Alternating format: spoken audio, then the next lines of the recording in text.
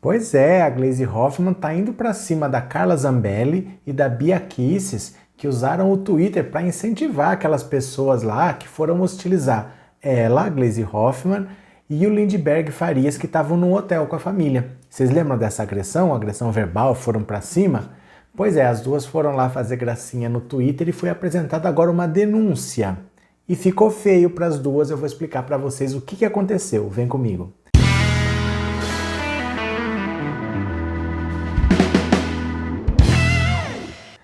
Olá, meus amigos, tudo bem com vocês? Que bom que vocês voltaram. Se você está aqui pela primeira vez, seja bem-vindo, fica à vontade. Meu nome é Roberto Cardoso. Eu peço para você, aproveita, já se inscreve no canal, que a gente está quase em 100 mil. Dá essa forcinha pra gente, pode ser? E se você ainda quiser contribuir com o canal, você pode se tornar membro por R$ 7,99. Aí é a seu critério. Combinados? Então, olha só, esse vídeo eu acho que vai especialmente para aquelas pessoas que gostam de vir comentar assim: e não vai dar em nada, o STF vai passar a mão, o Bolsonaro se acerta com eles e ninguém vai pagar por nada não, eu não acredito na justiça desse país.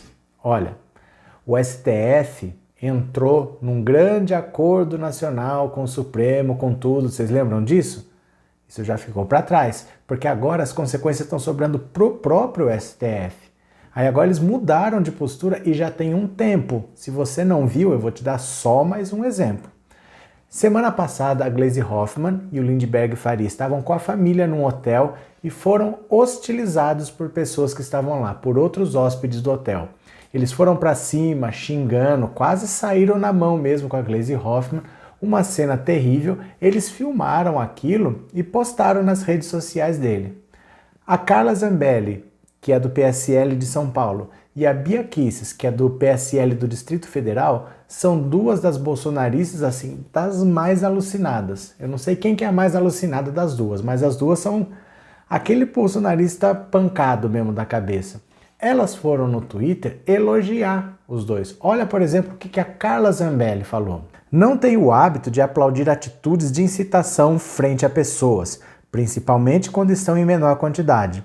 Mas, nesse caso, bato palmas para os cidadãos, pois não vejo como intolerância. É a tal lei do retorno. Simplesmente, a Gleisi Hoffmann pegou esse tweet dela e falou: vou lá no STF, porque elas são deputadas, né? Tanto a Carla Zambelli quanto a Bia Kicis são deputadas, têm foro privilegiado, então elas têm que responder lá no STF. Foi lá e levou uma denúncia de incitação à violência e de apologia ao crime contra as duas.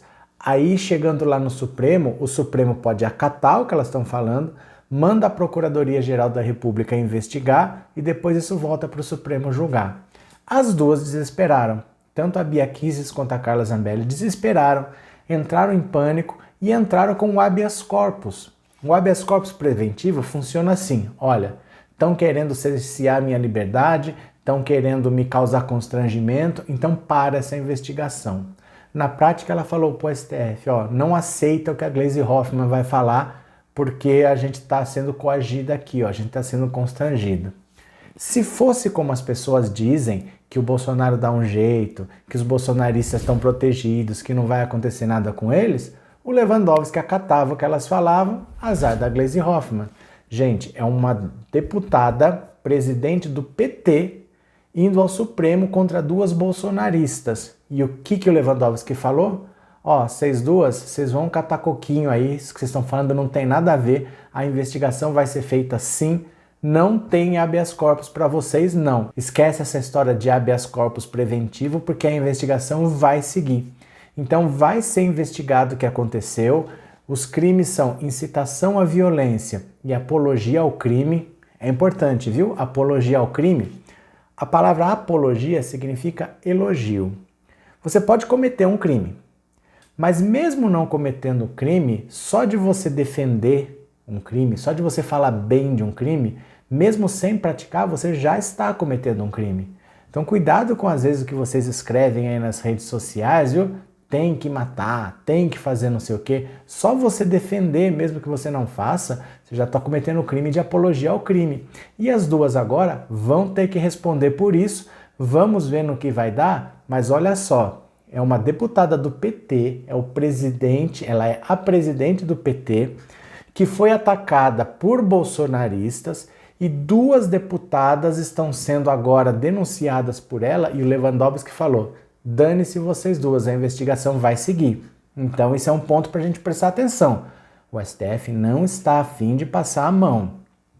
E a Carla Zambelli, ela ainda é reincidente, porque agora mesmo em dezembro, quando a Joyce Hasselmann perdeu a liderança do governo na Câmara, elas foram para as redes sociais, também ridicularizaram a Joyce Hasselmann e o próprio PSL, veja só, o próprio partido dela mesmo, entrou no Conselho de Ética contra ela. Veja só, quem estava pedindo punição para Carla Zambelli no Conselho de Ética da Câmara é o próprio PSL, o próprio partido dela. Então ela é reincidente, ela está de novo com problema de atacar outras pessoas por redes sociais, só que dessa vez a investigação vai seguir. O Lewandowski mandou elas passearem e não vai ter habeas corpus preventivo para ninguém não, tá? E tá sendo assim, gente, tá sendo assim, o STF não tá abaixando a cabeça. O Flávio Bolsonaro, para vocês terem uma ideia, ele tá desesperado porque tá faltando muito pouco pro processo dele, para a investigação, pro inquérito, chegar no final, chegar no resultado que tem que chegar. Ele já tentou parar a investigação 800 vezes. Sempre que ele faz alguma coisa, é negado e continua. Quando para por um pouco tempo, mas depois volta. E ele está tentando, ele entrou quarta-feira, dia 4 de março, ele entrou com 2 pedidos de habeas corpus no mesmo dia. Ele já tinha entrado com pedido de habeas corpus em dezembro, agora ele entrou com mais 2 e está tudo sendo negado. E as investigações estão andando. E no caso dele, tem muita prova. Só de sigilo bancário, além do dele, sigilo bancário e fiscal, o próprio dele foi quebrado e de mais 94 pessoas. Então dali, quando você começa a puxar, vai sair muita coisa e ele sabe. Ele sabe que daí é um passo para ele ser cassado. Ele sendo cassado é um passo para ele pegar uma prisão preventiva e ele já ir para a cadeia. Mesmo que ele não perca o mandato, com imunidade parlamentar, ele é julgado. Não é que ele não é julgado, não. Ele é julgado lá no Supremo e a justiça não está dando moleza para eles. O Eduardo Bolsonaro é outro que está desesperado, porque todos os dados agora estão chegando de fake news, de milícias virtuais, de gabinete do ódio.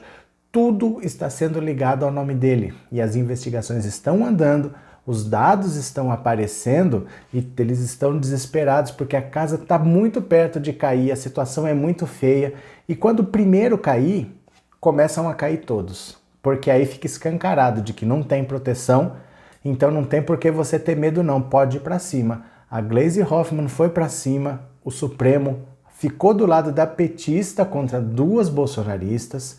Os filhos do Bolsonaro estão todos enrolados, o Carlos Bolsonaro está todo enrolado, tem o inquérito da Marielle, que ele é formalmente considerado envolvido na investigação, não é que ele é o mandante, ninguém está dizendo isso, mas ele é considerado envolvido, não se sabe exatamente por quê, porque está tudo sob sigilo e está tudo vindo à tona.